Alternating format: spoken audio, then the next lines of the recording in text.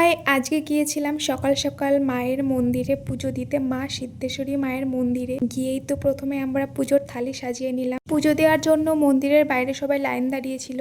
তার আগে আমরা ধূপ জ্বালিয়ে নিলাম। আর এই যে মা বাবা পুজোর থালি নিয়ে দাঁড়িয়েছিল, দিদাও এসেছিল। তারপরে আমরা পুজো দিলাম। আর মায়ের মুখটা দেখো কি সুন্দর, পুজোর সিঁদুর কপালে দিয়েছিল, কি দারুণ লাগছিল, তাই না? আর মন্দিরের সামনে অনেক বড় মেলা বসে, সারা বাজার মিলে। বাড়ি এসে খিচুড়ি খেলাম, তার সঙ্গে নিউজ দেখছিলাম। তারপরে ওয়াশিং মেশিন থেকে কটা জামা কাপড় মেলে দিলাম বাইরে। দেন বিকালবেলা মানে সন্ধ্যা নাগাদ রেডি হলাম বিয়ে বাড়ির জন্য। আর এটি ছিল আমার বিয়ে বাড়ির লুক। আমার তো বেশ পছন্দ হয়েছে।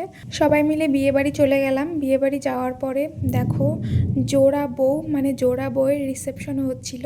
তারপরে কফি খেলাম। কফি খেতে খেতে হঠাৎ কারেন্ট চলে গেল। আর অন্ধকারে সবাই ফ্ল্যাশ জ্বালিয়েছিল, কি মজা লাগছিল।